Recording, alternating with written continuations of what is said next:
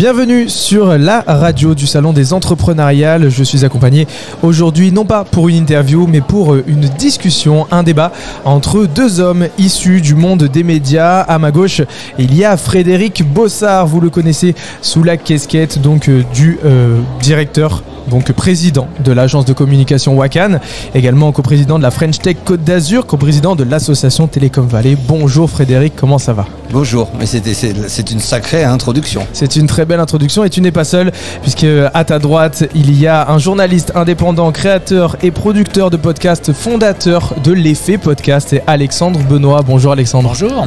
Aujourd'hui on va parler de médias, mais de médias d'avenir, médias audio, médias numériques. Pour vous, à titre personnel, que représente le média audio pour demain ? L'avenir, tout simplement. L'avenir, parce que le média audio n'est pas un média récent, évidemment. On sait que la radio a fêté ses 100 ans.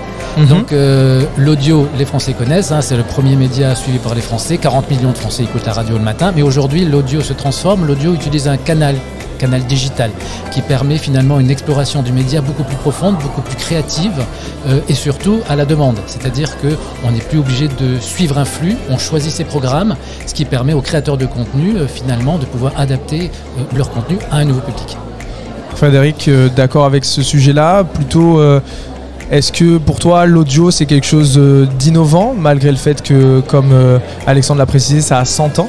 Est-ce qu'on peut réinventer l'audio selon toi ? Oui, pour moi aujourd'hui on utilise le média radio qui est un vieux média et on le réinvente, et aujourd'hui ça devient l'outil le plus simple puisqu'aujourd'hui la radio et la web radio, l'accès est facilité par tous les supports que l'on peut avoir et il n'y a pas de contraintes techniques. Donc ça veut dire qu'on peut très facilement écouter un produit, un outil, une information, tout ça résumé sous le terme de podcast, très facilement. Et est-ce que le podcast réussit à vivre seul, selon vous, ou est-ce qu'il a besoin d'être véhiculé par les plateformes, par une radio, une web radio, ou est-ce que justement le podcast peut être autonome ? Si je puis dire. Non, parce que le podcast est une émission, c'est un contenu. Le contenu a besoin d'un support pour être diffusé.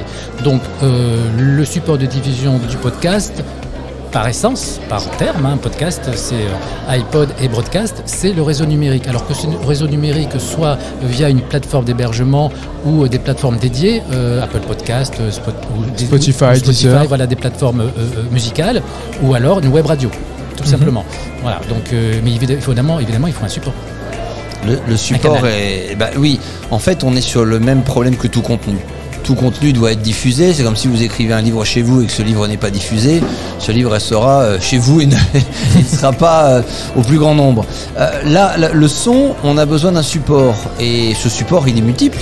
Parce qu'il peut être une web radio, il peut être un site internet, il peut être un son dans un centre commercial.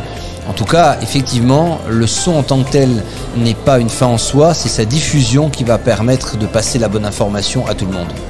Et est-ce que selon vous, puisque le podcast, l'accès au podcast est facilité, est-ce que justement il n'y en a pas trop à l'heure actuelle ? Est-ce que justement le fait que tout le monde veuille avoir son propre podcast, ça ne va pas tuer le podcast ? Non, parce que, je me permets de répondre juste avant Alexandre, pour moi, on va être dans une même démarche que l'univers de la télévision, c'est-à-dire très ciblé.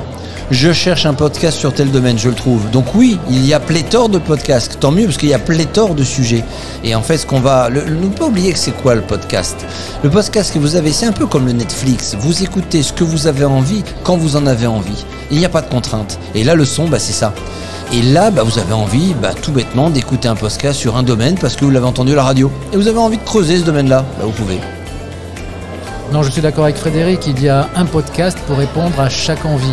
Après, il y a aussi une notion de qualité. C'est vrai qu'aujourd'hui, on voit qu'il y a une abondance de podcasts, une abondance de personnes qui se lancent dans le podcast à titre personnel, pour un podcast personnel.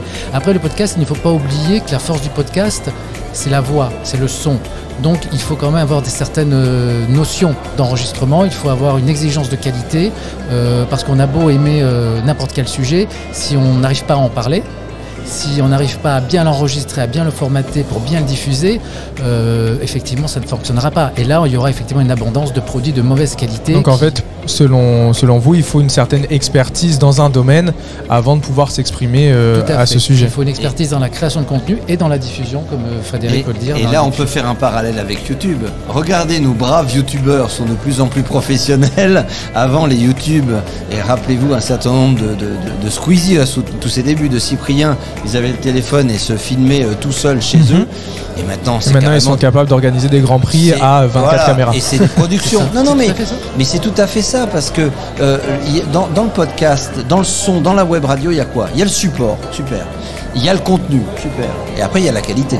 Parce que si vous écoutez quelque chose qui n'est pas de bonne qualité, on entend mal, ça résiste. Non, on n'est pas dans ce tempo-là. On se doit, à la base même pour moi, d'exiger de la qualité. Et tout le monde ne sait pas faire du podcast. Et tout le monde ne saura pas et ne doit pas se faire du podcast. J'ai l'impression qu'on va assister au même phénomène qu'on a pu voir dans la presse magazine, par exemple. Ça fait 20 ans que je travaille dans la presse magazine. Aujourd'hui, il y a eu une exigence de plus en plus forte du public sur la qualité esthétique des produits. Et aujourd'hui, dans le podcast, c'est ce qui va se passer. C'est qu'à un moment donné, le média, le format podcast, les gens ont commencé à le connaître, à le découvrir. Ok, sympa. Sauf que plus ça va aller, et plus il va y avoir une exigence de qualité qui est tirée vers le haut par des grosses agences, par des professionnels qui produisent des produits de qualité.